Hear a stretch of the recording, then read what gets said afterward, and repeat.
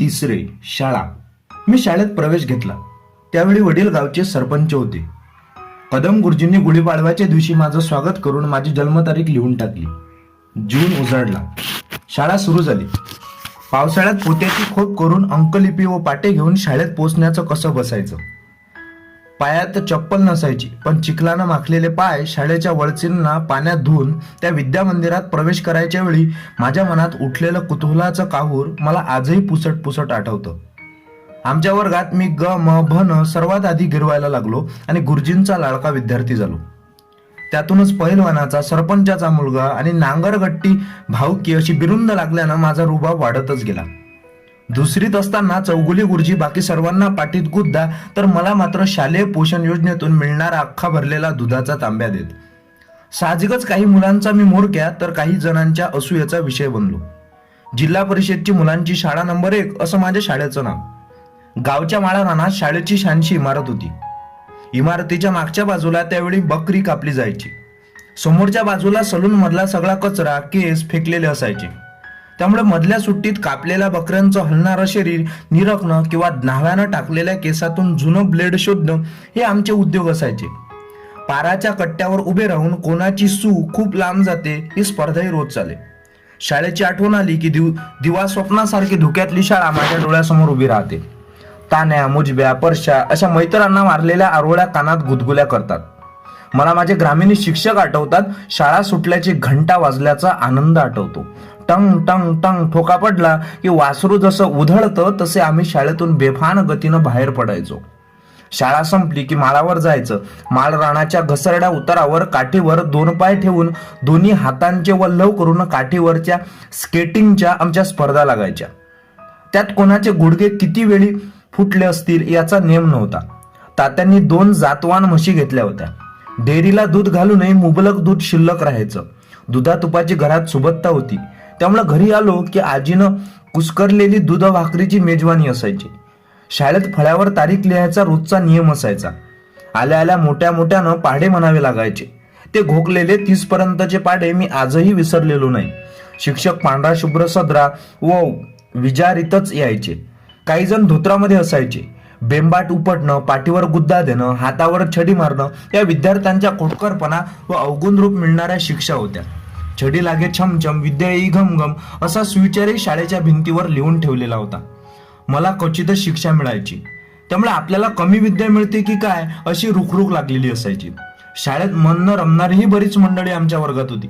शाळा भरली की त्यांना पालकांनी जबरदस्ती हातात वेताची फोक घेऊन शाळेत आणलेलं असायचं. या डांबरट बालकांचा या वस्तात विविध क्लुप्त्या करून शाळेबाहेर कसं पळून जाता येईल याचाच विचार करत बसायचे.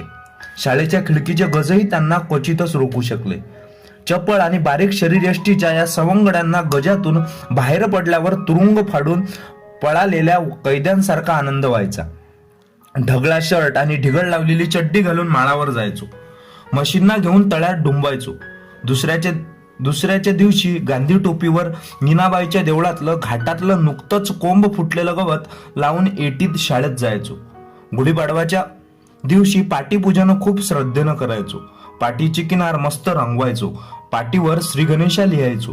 गुढीची चित्र काढायचो. नवी कोरी काळी फरशीची पाटी आणि पांढरा शुभ्र पेन्सिल किती शब्द लिहायला आणि आकडेमोड करायला शिकून गेली याचं मोजमाप करणं अशक्य आहे. तिला कधी कधी थुंकी लावून पुसायचो. त्यावेळी शिक्षकांच्या शिव्या किंवा गुद्दे मिळायचे. ठेसा, तेल, चटणी, कांदा व भाकरी तात्यांच्या जुन्या धोत्राच्या फळक्यात बांधून आई द्यायची. आई शपथ, त्या भाकरीच्या मोडलेल्या व तेल चटणीच्या मुरलेल्या तुकड्याची चव माझ्या पोरांना जगातल्या कुठल्याही पिझ्झ्यात मिळणार नाही. सगळ्यात मोठी शिक्षा म्हणजे 15 दिवसातून एकदा शामू आबाच्या समोर पाटावर बसून केस कापणं. शामू आबा बलुत्यावर आमचे केस कापायचे.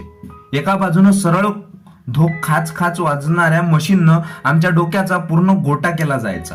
नावापुरत्या औषधाला टाळूच्या पुढच्या बाजूला शेंडी वजा केस ठेवले जायचे.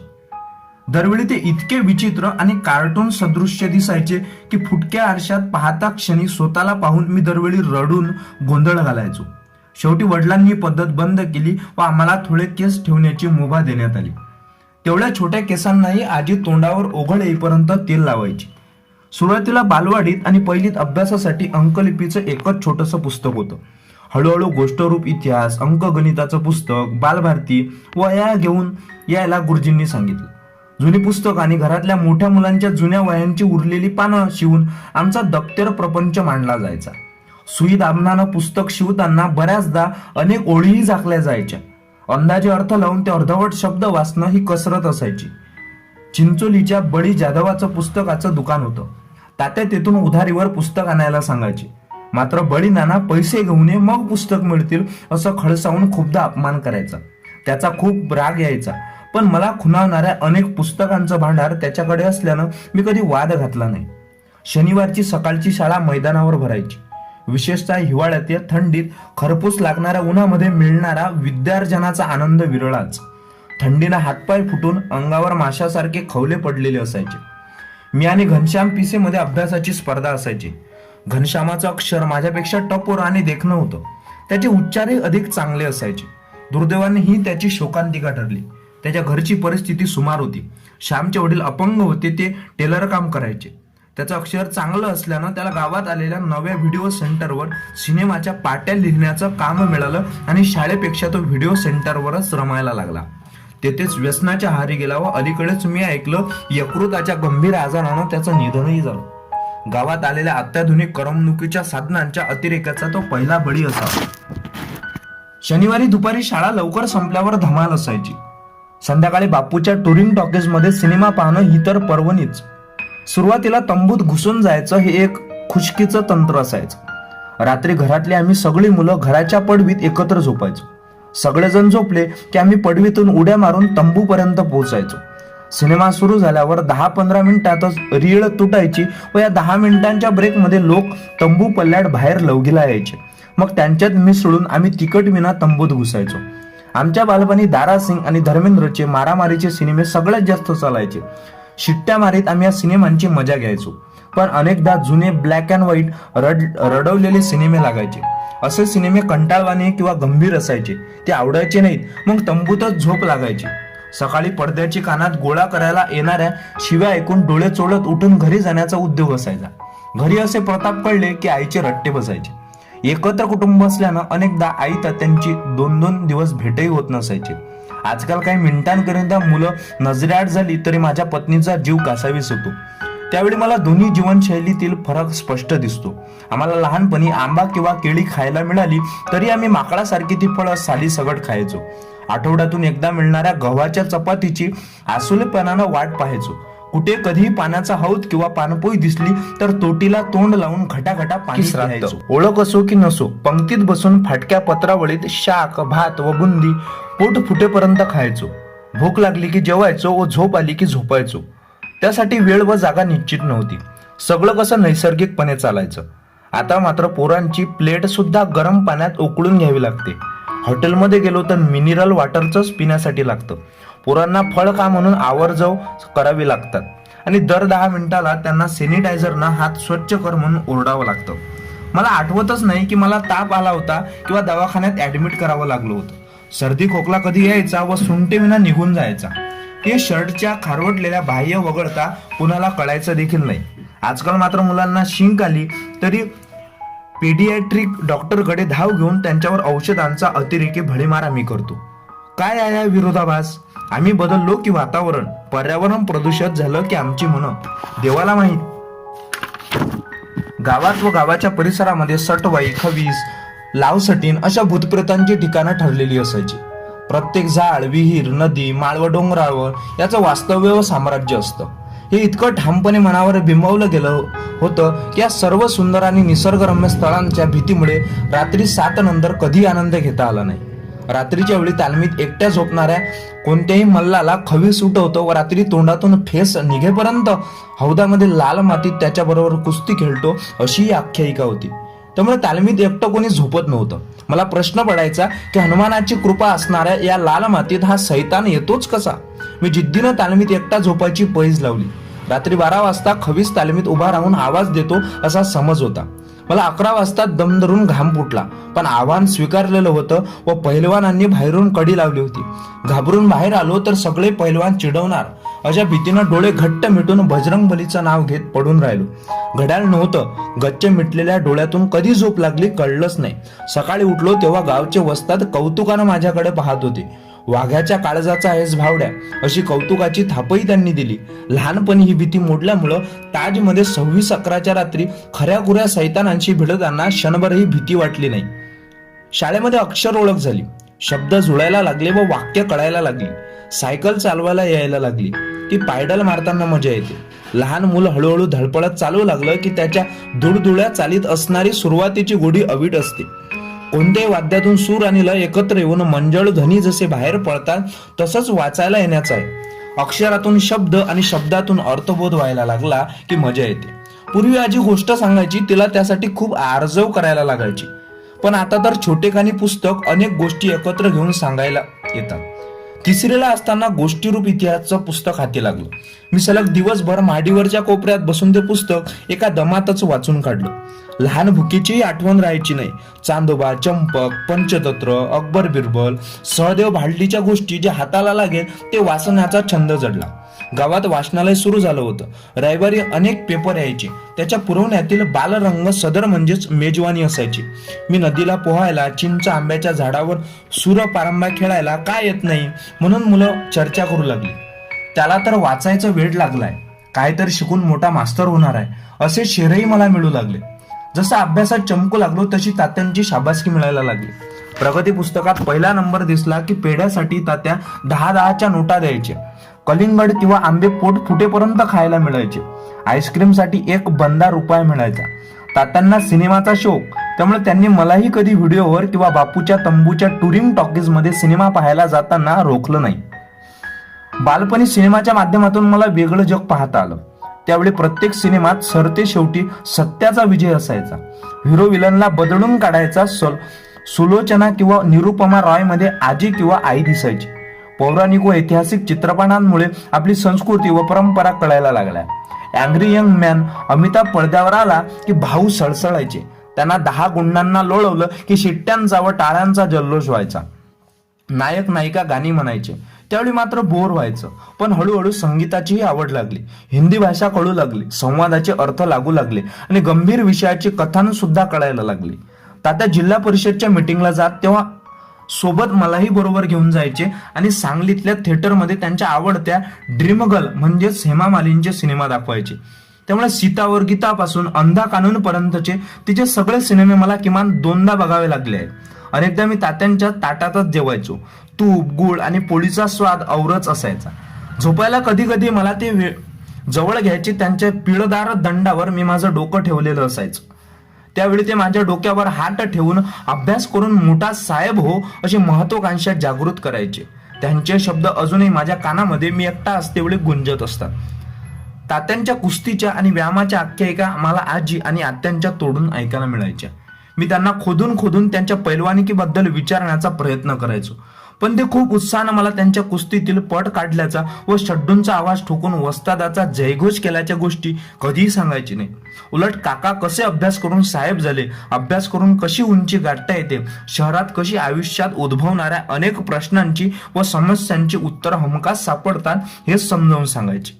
या उलट शेती कशी पिकत नाही, काबाड कष्ट केले तरी हुमणी कीड कशी उसाला पोखरून टाकते, कितीही चांगला गुळ काढला तरी नेमका नफा कसा आडत दुकानदाराच्या खिशात जातो हे अर्थकारण समजावून सांगायचे. शाळेत शिकवलं जायचं उत्तम शेती, मध्यम व्यापार व कनिष्ठ नोकरी. पण वस्तुस्थिती नेमकी उलटी कशी आहे तेच हे पटवून द्यायचे. त्यांनाही आपण शिकलो नाही याची आतून खंत होती. त्यामुळे मी अभ्यास करावा, शिकून मोठं व्हावं ही त्यांची सुप्त आकांक्षा ते नेहमी माझ्यासमोर व्यक्त करायची. प्रगती पुस्तकात लाल शेरा येणार नाही यासाठी मीही मेहनत घेऊ लागलो. गावात एका वेळी 3 व्हिडिओ सेंटर सुरू झाली आणि बापूचा टुरिंग टॉकीजचा व्यवसाय बसला. व्हिडिओ या दृकश्राव्य माध्यमानं गावातली करमणुकीची व्याख्या बदलली होती. नवनवे पिक्चर व्हिडिओवर पाहायला मिळू लागले. कपिल देवच्या क्रिकेट टीमनं 1983 मध्ये विश्वचषक जिंकला होता. या मॅचच्या व्हिडिओ कॅसेट पाहायला तोबा गर्दी व्हायची. नवा सिनेमा कोणता लागणार याचं कुतूहल असायचं. सकाळी 9 वाजता फक्त पोस्टर पाहण्यासाठी गर्दी व्हायची. यात्रेच्या वेळी मात्र पंचक्रोशीतून गर्दी व्हायची. त्यावेळी सुषमा शिरोमणीचे मराठी ऍक्शन सिनेमे खूप हिट व्हायचे. मर्दानी, मोसंबी नारंगी, जखमी वाघीण अशा अनेक चित्रपटांसाठी गर्दीमुळे कणाती फाटलेल्या मी पाहिल्या आहेत. लोकनाट्य तमाशाचे फळ यात्रेच्या वेळी लागायचे. सर्केशीही यायच्या. यात्रेच्या 8 दिवसात करमणूक आणि करमतींची रेलचेल असायची. कुस्त्यांनी यात्रेची अखेर असायची.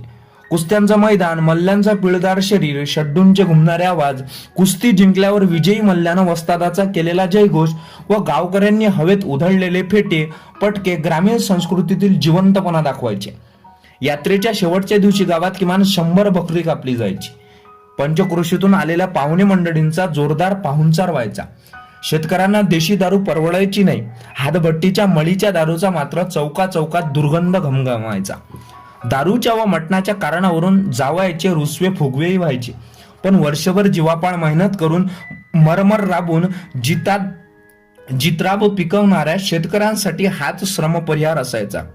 श्रावणात एकानंतर एका ओळीनं सण यायचे, पण शाळेमुळे त्यांना परिपूर्ण आनंद घ्यायला जमायचा नाही. नाताळच्या सणादरम्यानच शिराळ्याला नाथाची जत्रा असायची. त्यामुळे नाताळ गोरक्षणांशी संबंधित सण आहे असं कितीतरी वर्ष मला वाटत होतं. खरं तर खरी मजा दिवाळीला यायची, कारण 6 परीक्षानंतर 3 आठवड्यांची दिवाळीची सुट्टी मिळायची. दिवाळी म्हणजे फटाके, फराळ, मातीचे किल्ले आणि जयघोष. पोलीस खात्यात आल्यानंतर दिवाळी असा एकच सण आहे की जो ताना न देता आनंदाने येतो आणि गोडीनं जातो. बालपण, प्रौढत्व, खेडेगाव, शहर यातील जीवनमानात व राहणीमानात जसा फरक दिसतो तसा सण उत्सवात देखील जाणवतो. मला माझी लहानपणीची दिवाळी आठवते. 6 परीक्षा संपली की दिवाळीची स्वप्न पडायला सुरुवात व्हायची. सगळ्यात जास्त आकर्षण असायचं फटाक्यांचं. गावात सर्वात पहिला फटाका कोण फोडतो हे कुतूहल असायचं. मी आजीच्या खुशीत झोपताना मला सगळ्यात पहिलं उठव म्हणून तिला बजवायचो. मात्र नेहमीप्रमाणे आजी सगळ्या मोठ्यांच्या आंघोळी झाल्या की मला उठवायची. जाग यायची ती फटाक्यांच्या आवाजांनीच. धूम धडाम धूम अशा मोठ्या फटाक्यांबरोबर फाट फाट अशा फटाक्यांच्या क्षीण आवाजांचीही रेलचल असायची. आम्ही खडबडून जागे व्हायचो, तोवर आई खूपच तेल अंगाला चोळायला तयारच असायची. या गोष्टीचा मात्र खूप कंटाळा यायचा. पाटावर बसून चंदनाच्या तेलानं आई व ताई सगळ्या शरीराला मस्त मालिश करायच्या, पण सगळा जीव फटाक्यातच असायचा. मालिश झाल्यावर कडक गरम पाण्यानं आंघोळ. आदल्या दिवशी आंघोळीचा कोणता साबण खरेदी करायचा याचाही विचार झालेला असायचा. तसं तर वर्षभर निरमा, वॉशिंग पावडर किंवा कपड्याचा साबण अंगाला लावून आम्ही आंघोळ करायचो. दिवाळीसाठी मात्र मोती साबण वर्षातून एकदाच खरेदी केला जायचा. पण आमचं 40 लोकांचं एकत्र कुटुंब असल्यानं आमचा नंबर येई तोपर्यंत मोतीचा छोटासा तुकडाच राहिलेला असायचा. अंघोळ झाल्यावर आई ओवळायची. नवीन कपडे घातलेले असायचे. दरवर्षी भांडून मी मिलिटरी किंवा पोलिसांचाच ड्रेस घालायचो. आयुष्यभर हेच कपडे घालायचे आहेत याची त्यावेळी मात्र सुतराम कल्पना नव्हती. नवीन कपड्यांवर तांब्यात विस्तव घेऊन मस्त कडक इस्त्री करायचो. हातावर व कानावर अत्तराचा बोळा फिरवायचा. डोक्याला चपचपीत वासाचं तेल लावायचं व फटाके उडवायला तयार व्हायचं. मात्र पहिल्यांदा आई आम्हा सर्व भावंडासमोर फराळाचं ताट ठेवायची. ते कानवले, बुंदीचे रव्याचे लाडू, तो चिवळा, ते कडाकण, अनारस, शंकरपाळी, चकल्या यांचा खरपूस समाचार घ्यायचो. खरं तर ज्यावेळी पदार्थ बनवायला सुरुवात व्हायची त्याच वेळी चव चाखायला सुरुवात व्हायची. पण मनसोक्त खायला आजच पूर्ण परवानगी असायची. बुंदीचे आणि रव्याचे लाडू फोडताना करावी लागणारी दातांची कसरत, चिवड्यातले शेंगदाणे व करंजीतील सारण शोधण्याची ती स्पर्धा आजही आठवते. अगरबत्ती पेटून लक्ष्मी फटाक्यांची लढ उडून फटाक्यांचा आरंभ व्हायचा. फटाक्यांची वात खुडायची व अगरबत्तीनं ती पेटवायची. मग 10-15 सेकंदांनी धडाम आवाज व्हायचा. एखादा मध्येच फुसका जायचा. मग त्यातली दारू काढायची व पुडीत बांधायची. दगडावर ठेवून त्यावर लहान खडा ठेवायचा आणि मग मोठा दगड त्यावर उंचावरून मारायचा. मग पुन्हा धडाम फटाका पेटवायचा. पेटलेल्या फटाक्यावर प्लॅस्टिकचा डबा ठेवायचा व फटाका पडल्यावर डबा उंच उडायचा. खूप मजा यायची. रोज किती फटाके उडवले, किती राहिले याचा हिशोब ठेवायचा. संध्याकाळी फुलबाजे, भुईचक्र, सुरनळी, नागाची गोळी असे प्रकाशणारे फटाके खेळायचो. दरवर्षी एखाद्याला तरी जोरदार भाजायचंच, पण त्याचा कधी उत्साहावर परिणाम झाला नाही. फुलबाजे आकाशात फेकल्यावर कसे दिसतात, भुईचक्राला लाथा मारल्यावर ते कसं पळतं, अनार हातात पकडल्यावर त्याचा पाऊस कसा पडतो याचा आनंदच वेगळा असायचा. लक्ष्मीपूजनाच्या दिवशी गावात लगबग असायची. ती नवीन दुकानांच्या उद्घाटनाची, व्यापाऱ्यांच्या वयाचं पूजन असायचं. आम्ही सर्व मित्रांनी एकमेकांच्या घरी जाण्याचा हा दिवस असायचा. आई वडिलांचे, वडीलधाऱ्यांचे आशीर्वाद घ्यायचो. गुरुजींना भेटायचो. गावातल्या फटाक्यांच्या दुकानासमोर जाऊन तासनतास त्या फटाक्यांचं निरीक्षण करायचो. सुरुवातीस आम्हाला काळ्या रंगाची साधी 1.5 रुपयांची बंदूक मिळायची. थोडा मोठा झाल्यावर स्टीलची पिस्तूल मिळाली. किती केपा उडवल्या तरीही ती खराब व्हायची नाही. सुट्ट्या केपांऐवजी रीळ मिळाला तर रॅपिड फायरची मजाच निराळी असायची. एखादी माळेतील टिकली उडाली नाही तर ती सुटी करून भिंतीवर नाखानं उडवायचो. त्यात अनेकदा बोटाला जखमाही व्हायच्या. पण परवा कुणाला? हात फटाक्यातल्या दारूमुळे वार्निशन रंग दिसल्यासारखं व्हायचे. गावी नांगरे वाड्याजवळ मोठी मुस्लिम वस्ती आहे. लहानपणी मुजब्या, रफिक्या, हनप्या हे सगळे माझे बालमित्र माझ्याबरोबर फटाके उडवायला असायचे. त्यांच्या अम्मीनं आमच्या आई एवढा फराळ नाही पण निदान करंजा व लाडू केलेलंच असायचे. आता मात्र गावी गेलो तर हनप्या, मुजब्याची मुलं फटाके वाजवताना मला दिसत नाही. चुकल्यासारखं वाटतं. दीपावलीत अली व रमजानमध्ये राम आहे तर करंजी व शिरखुर्म्यात फरक कशासाठी हा प्रश्न पडतो. भाऊबीजा बहीण भावांच्या नात्याची अतूट गाडा बांधणारा सण. मात्र लहानपणी कधीही बहीण भावाचं पटायचं नाही. त्यामुळे ताईला ओवाळणीत काय द्यायचं यावर कंजूसपणा करायचो. खरं तर आई ताईला मनाप्रमाणे खेळू द्यायची नाही. तिला आमचे एवढे फटाके मिळायचे नाही. शेलके गोडधोड पदार्थ आम्हा 2 भावांनाच मिळायचे. ती मोठी असूनही तिला उरलं सुरलेलंच मिळायचं. लहानपणी तो आम्हाला आमचा हक्क वाटायचा. आम्ही तिला खूप चिडवायचो. तिला राग यायचा. ती अनेकदा फनकारायची, बोचकारायची. आता मात्र दिवाळीला तिची भेट होत नाही, कारण तिचेही पती पोलीस खात्यातच आहेत. त्यामुळे दोघांनाही सुट्टी नाही. लहानपणीच्या कडूगोड आठवणी फोनवर बोलताना, मनामध्ये दाटताना व डोळ्यातून अश्रुवाटे ओघळून कधी जातात ते कळतच नाही. माझी मुलं आता हळूहळू मोठी होत आहे. त्यांना मात्र दिवाळीचं फार आकर्षण नाही. फटाके दिले तर ते daddy, no more air and sound pollution please अशा पर्यावरण संवर्धनाच्या गोष्टी सांगतात. माझ्या मुलीत मी ताईला पाहतो. त्यावेळी मात्र तिला मुलाबरोबरीनं सगळं मिळेल याची अपराधीपणातून दक्षता घेत असतो. दिवाळी संपली की सुट्ट्या संपायची चाहूल लागायची. तुळशी पूजनासाठी वडिलांनी थोडे फटाके जपून ठेवलेले असायचे. तुळशीचं लग्न लागलं की ते फटाके उडवायला मिळत. 21 दिवसांची सुट्टी दिवसांनी मोजायचो. या थंडीच्या दिवसातील सकाळची शेकोटी दुपारपर्यंत चालायची. फुटलेलं अंग, फुटलेले ओठ, फाटक्या गोधडीत अंग मुटकाळून आळसावण्यातला आनंद न्याराच असायचा. शेतावर गेलो की खळी सुरू झालेली असायची. ती भात काढण्याची लगबग, गव्हांच्या कणसांची तगमग पाहण्यात दिवस कसा जायचा ते कळायचंच नाही. माझी मुलं हे कदाचित पुस्तकातच वाचतील किंवा काही दिवसांनी हे सर्व इंटरनेटवरच पाहायला मिळेल. दिवाळी आणि दिवाळीची सुट्टी हा बालपणीचा सर्वात गोड काळ वाटवला की ती चकली, करंज्याची चव जिभेवर घेऊन येतो. तो दातानं न फुटणारा रव्याचा लाडू, ती सारण शोधावं लागणारी करंजी आजही आठवते. पण आजच्या कुठल्याही प्रसिद्ध हलवाच्या मिठाई ती अवीट गोडी अजूनपर्यंत शोधून सापडलेली नाही. मला आठवतं, मी सुट्ट्यांमध्ये पहाटे पहाटे मळणीसाठी खळावर गेलो होतो. 2 खिलारे बैलही खळ्याला झुंपले होते. मी पेंगत पिंजराला उपसा देत होतो. बैलांचा फेरा परत आला हे माझ्या ध्यानात आलंच नाही. ऐन जवानीतल्या मारक्या खिल्लारी बैलानं मला शिंगावर उचललं. सुदैवानं त्याच्या शिंगांमध्ये माझं सळपातळ शरीर अडकलं. मी अलगद हवेत गेलो आणि शेजारच्या गवताच्या पेंडावर फेकला गेलो. माझ्या सुदैवानं पोटावरच्या किरकोळ खरचटण्यावर हे संकट निभावलं होतं. नाहीतर माझ्या बरगळ्या किंवा आतडी शिंगावर लोंबकळत बाहेर आल्या असत्या, असं अजूनही घरचे सांगतात. अशी अनेक छोटी मोठी संकट यायची, अपघात घडायचे. यातूनच कोशातून बाहेर पडणाऱ्या फुलपाखरासारखे पंख घट्ट व्हायचे, शरीर कणखर व्हायचं. गुर्राळ्यात जाऊन सोडकुळ बनवणं, त्याचा स्वाद घेणं, उसाचा रस पिणं हे आवडते छंद असायचे. 3 तास उकळलेला कच्चा पातळ गुळ आणि खाण्याचा सोडा मिसळला की रुचकर असा सोडा गुळ बनायचा. चौथीत होतो. सुट्टीच्या दिवशी मी सोडा गुळाची काववीचा उकळता गुळव्याला विनंती करून भांड्यात घेतला. उसाच्या चिपाडानं भांडा हातात पकडून छप्परामध्ये घुसताना वेंधळेपणात ढेपांची ठेच लागली व तो उकळता गुळ पायावर पडला. फुगे फुगावेत तसे गुडघ्याजवळची कातडी 3 ठिकाणी फुगून वर आली. मी धाय मोकलून रडायला लागलो. हे पाहून माझी मोठी बहीण घाबरली.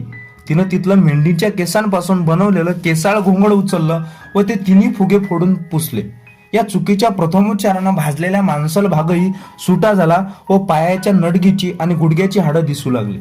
घाबरलेल्या कामगारांनी मला उचलून कहालीच्या मागे नेऊन त्याच्यावर चुना लावला. 10 वर्षाच्या माझ्या कोवळ्या शरीराला या सगळ्या अघोरी उपायांनी परकोटीच्या वेदना झाल्या. उकळत्या कहलीतील गुळ हौदात उतरवत असतानाचा गोंधळ सुरू झाला होता. त्यामुळे तप्त झालेल्या कहलीला धरणारे हातही बिथरले व कामगारांचा तोल गेल्यानं अख्खी काहील आमच्या अंगावर आली. दत्तादादानं पुऱ्या जोरानं माझ्या अंगावर पडणाऱ्या कहालीला ढकललं व मी पुन्हा वाचलो. मात्र त्याचे दोन्ही हात त्यात कमालीत भाजले. अशी संकट, जीवावर उदार होणारी माणसं, धडपडणारं ठेचाळणारं बालपण खूप शिकवून जायचं. त्यामुळे 26/11च्या भयान रात्री पेटलेल्या ताजमधून रस्ता शोधताना तोल गेला नाही. सीसीटीव्ही रूम मधून मृत्यूशी झुंजत असताना हे सगळे प्रसंग फ्लॅशबॅक सारखे डोळ्यासमोर जायचे व लढायची प्रेरणा द्यायचे. 5वीत प्रवेश घेतला. अभ्यास गॉड वाटायला लागला होता. शाळेत मन रमायला लागलं.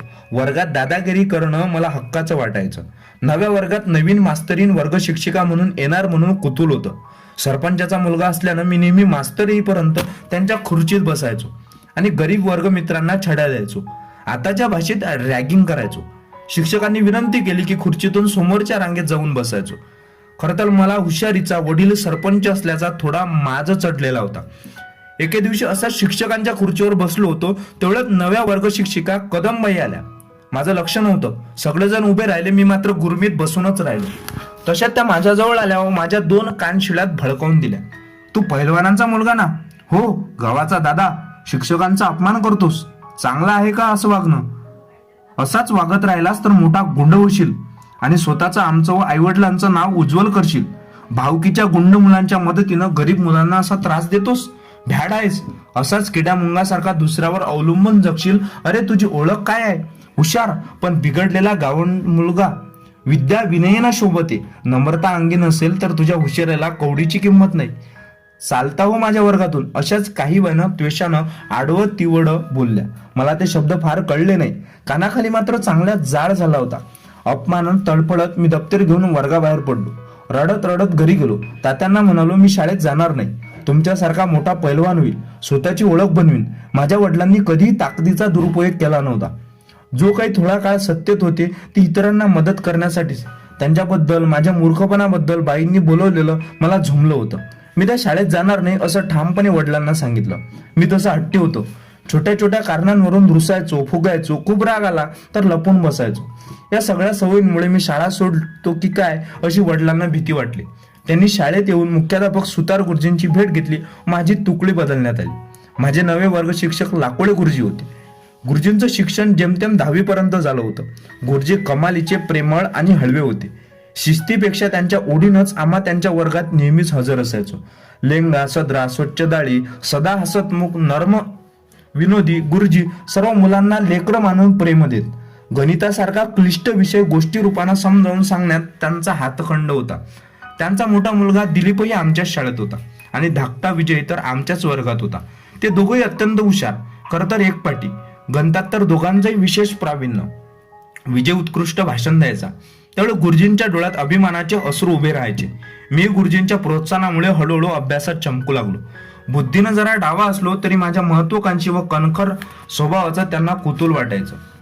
गुरुजी मला जवळ घेऊन विश्वासानं समजावून सांगायचे, विश्वास, तुझ्याकडे नेतृत्व करण्याचे गुण आहेत. तू चांगला लीडर होशील, पण शिकून मोठा हो.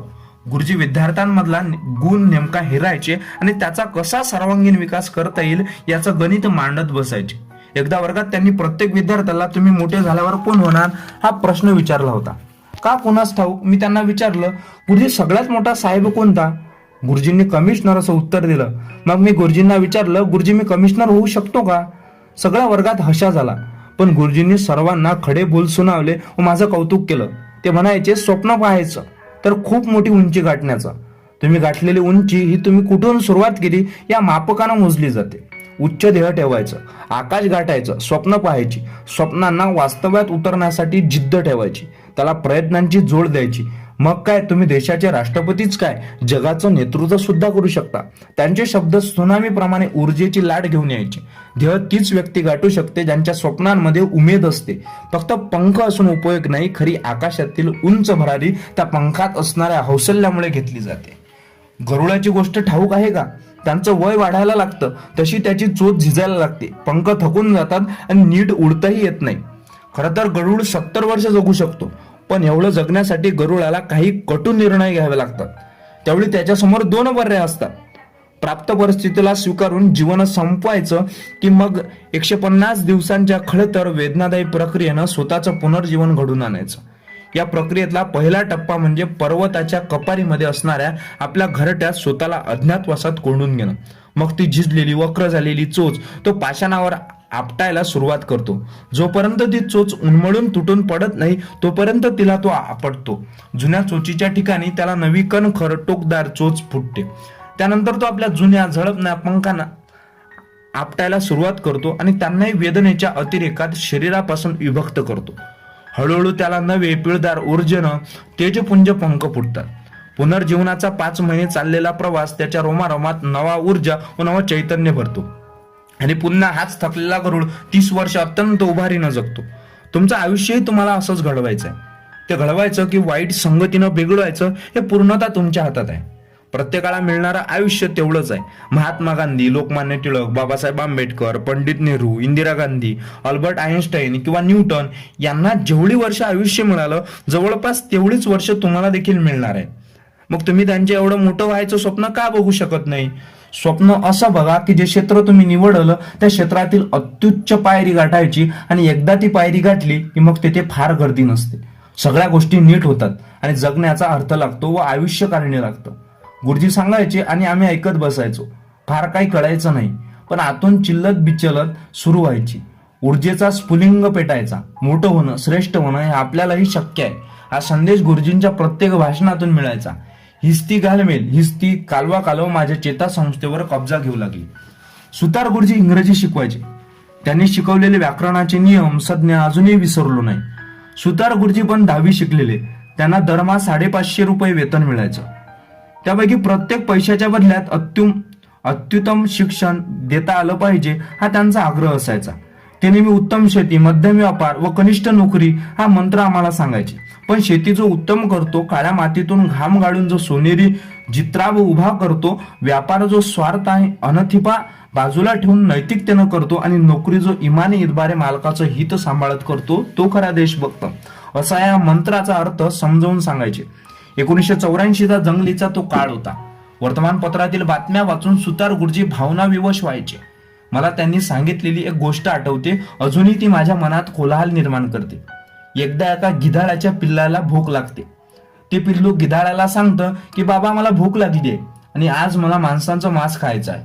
गिधाड त्या पिल्लाला प्रतीक्षा करायला सांगतं व माणसाचं मांस शोधण्यासाठी उंच भरारी घेतं.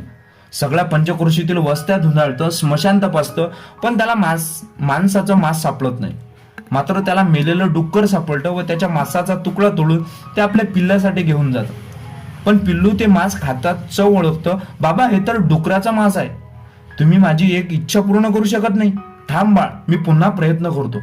म्हणून गिधाड पुन्हा भरारी घेतं. फिरून त्याला माणसाचं मांस मिळत नाही. यावेळी मात्र त्याला मेलेली गाय सापडते. तिच्या मांसाचा तुकडा तोडून ते आपल्या पिल्लाला देऊ लागतं.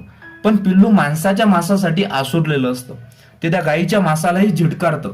हे पाहून गिधाडाच्या मनात एक भयंकर योजना तयार होते. डुकराच्या आणि गायीच्या दोन्ही तुकड्यांना ते उचलतं आणि भरारी घेतं. रात्रीच्या वेळी डुकराचं मांस ते मशिदीच्या आवारात टाकतं आणि गायीचं मांस मंदिराच्या गाभारामध्ये. सकाळी लोकांना जाग येताच दोन्ही मांसांचे तुकडे आपापलं काम सफाईनं करू लागतात. भावना भडकतात, डोकी फुटतात, आगी लागतात आणि जातीय सहारामध्ये प्रेतांचा खच पडतो. आता गिधाडाचं काम सोपं होतं. प्रेतांच्या सड्यातून ते माणसाच्या मांसांचे मुबलक तुकडे उचलतं आणि आपल्या पिल्ल्यासाठी घेऊन जातं. पिल्लाला एवढे मांस पाहून आनंदही होतो आणि आश्चर्यही वाटतं. बाबा हे तुम्हाला कसं शक्य झालं? त्यावेळी गिधाड माणसाच्या पाशवी आणि स्वार्थी प्रवृत्तीनं चपलक वर्णन करतं. ते म्हणतं, अरे हा स्वतःला श्रेष्ठ व सर्वोत्तम समजणारा मानव प्राणी छोट्या छोट्या गोष्टींवरून जनावरांपेक्षाही वाईट वागतो.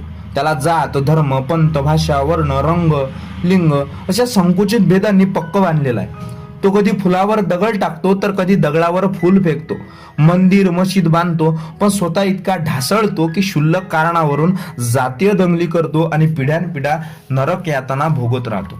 गुरुजी सांगायचे अशी गिधाडाची वृत्ती असणारे अनेक जण आपल्यामध्ये असतात, जे आपल्याला बोटावर नाचवतात व मानवता, बंधुता, एकात्मता विसरून समतेचा, मानवतेचा, प्रेम आणि दया भावनेचा खून करायला उद्युक्त करतात.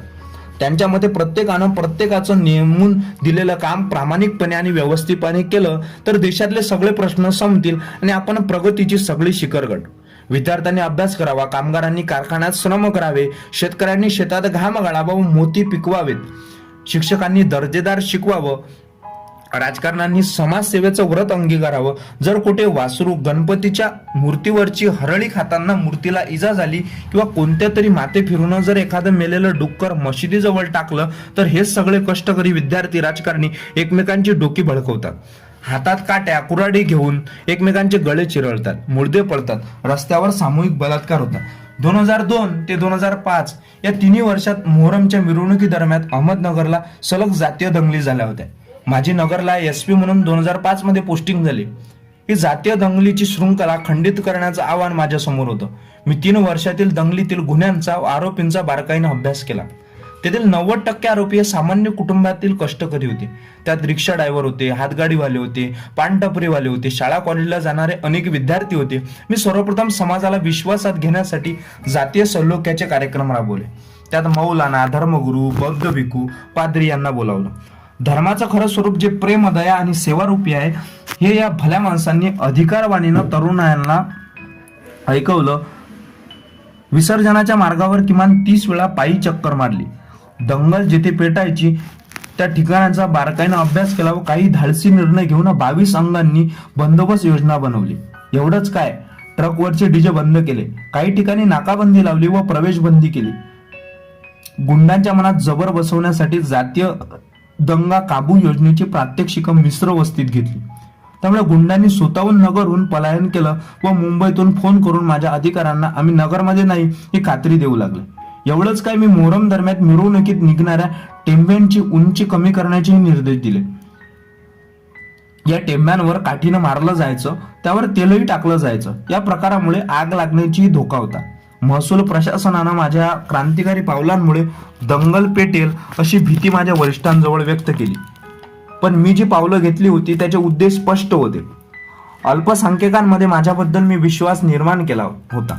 जातीय सौंदर्याचं वातावरण शहरात तयार करण्याचं मला यश मिळालं होतं. त्यामुळे ज्यावेळी जवळजवळ 75,000 मुस्लिम समुदायाची मिरवणूक एकही गालबोट न लागता दिल्ली गेटच्या बाहेर पडली तेव्हा मुस्लिम बांधवांनी नगर पोलीस जिंदाबाद अशा कौतुकाच्या घोषणा दिल्या. लातूरला मी SP असताना मराठवाड्यात पूर्णा व जालना येथे मशिदीजवळ बॉम्बस्फोट झाले होते.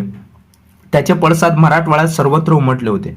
मात्र लातूरला त्याची कोटी प्रतिक्रिया उमटली नाही.